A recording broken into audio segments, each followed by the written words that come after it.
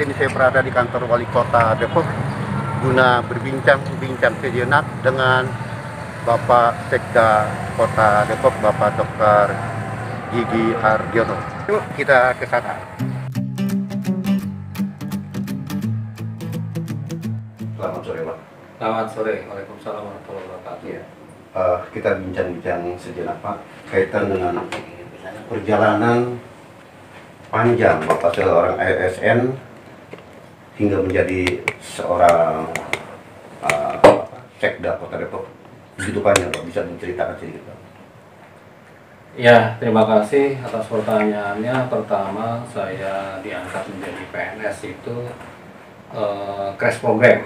Ya. Crash program itu saya waktu itu zamannya Timur Timur, ya Pak. Jadi SK saya itu penempatan di Timur Timur.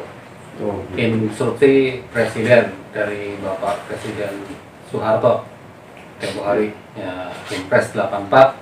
Saya berangkat itu ke sana selama 2 tahun, instruksi Presiden, dan langsung saya diangkat menjadi pegawai negeri di Timur Timur, ya, zamannya Pak Presiden Soeharto almarhum. Itu saya ditugaskan di sana selama 2 tahun, dan sampai juga ketika itu kan juga pesawat juga cuma sehari sekali, nggak bisa bolak-balik dengan mudah gitu. Twin Otter lagi, Pak, ya? Ya. Twin Otter pesawat, Twin Otter. Jadi Twin Otter itu dengan penumpang yang berapa ya? 16. Sekitar itulah sampai 20 gitu. Jadi ganti di Kupang di Januari itu. Ya. Saya waktu pemberangkatan ya sekaligus saya Februari diangkat menjadi kepala puskesmas di Bogor, karena memang tidak ada kepala puskesmasnya. Ya. Berangkat di sana 2 tahun, kemudian saya sekolah lagi, Pak, di rumah sakit Cipto. Saya mengambil spesialis bedah mulut 6 tahun. Setelah itu saya bekerja di rumah sakit Cipto sebagai kepala diklat medis, kemudian sebagai kepala instalasi diklat medis di rumah sakit Cipto, kepala instalasi diklat di rumah sakit Cipto. Setelah itu perkembangan rupanya lalu lintas sudah semakin padat. Bahkan saya karena saking padatnya macet begitu, Pak, sampai saya ngantuk dan nabrak gitu, nabrak mobil orang sedang jalan tol. Setelah itu saya berpikir saya cari yang lebih dekat gitu. Saya lebih dekat, akhirnya saya melamar di rumah sakit Cisarua dan juga satu lagi di pemerintah Kota Depok. Alhamdulillah dua-duanya diterima. Nah, saya masuk di CPW di di pemerintah Kota Depok, sekaligus saya megang 3 puskesmas. Megang 3 puskesmas, yaitu sebagai konsulen. Jadi rumah sakit di Puskesmas Sukmanjaya, Puskesmas Cimanggis, dan satu lagi Pancoramas. Nggak lama karena kebutuhan, kemudian saya diangkat menjadi kepala dinas kesehatan, ya, di bidang kepala bidang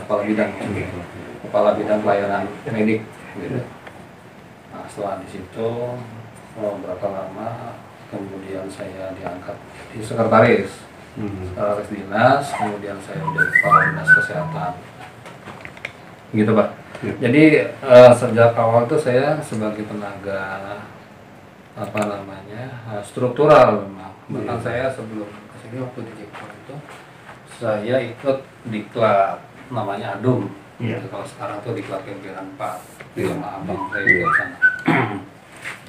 Nah, kemudian setelah saya di Pemkot ini, saya ikut diklat PIM 3 di Bandung.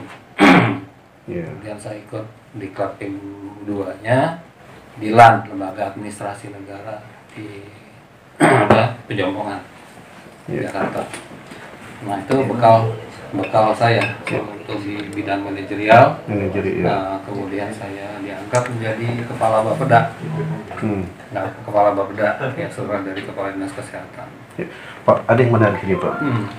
Berangkat dari dunia kesehatan, kemudian ke birokrat ya, birokrat, dan juga melihat kota Depok ke depan sendiri, Pak. Kota Depok ke depan kan dulu sebagai kota pemukiman, kota pendidikan.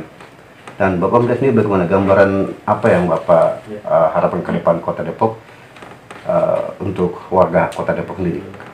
Ya, kalau sudah tercapai sebagai kota pendidikan, ya, kemudian pemukiman, memang banyak ya. Sehingga Depok ini kita lihat juga penduduknya juga terus bertambah. Ya, progresnya. Hampir 100 ribuan per tahun. Oh, iya. Sekarang ini dari tahun ke tahun saya amati sudah mencapai 2,4 juta penduduknya di kota Depok ya. Data tahun lalu. Kemudian juga untuk pemukimannya juga semakin bertambah, bangunan-bangunan untuk perumahan bahkan sekarang sudah masuk pada bangunan vertikal seperti apartemen itu sudah tumbuh di kota Depok. Dan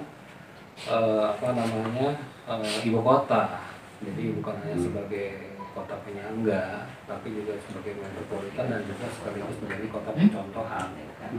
Ya, jadi percontohan ini ya harusnya smart gitu.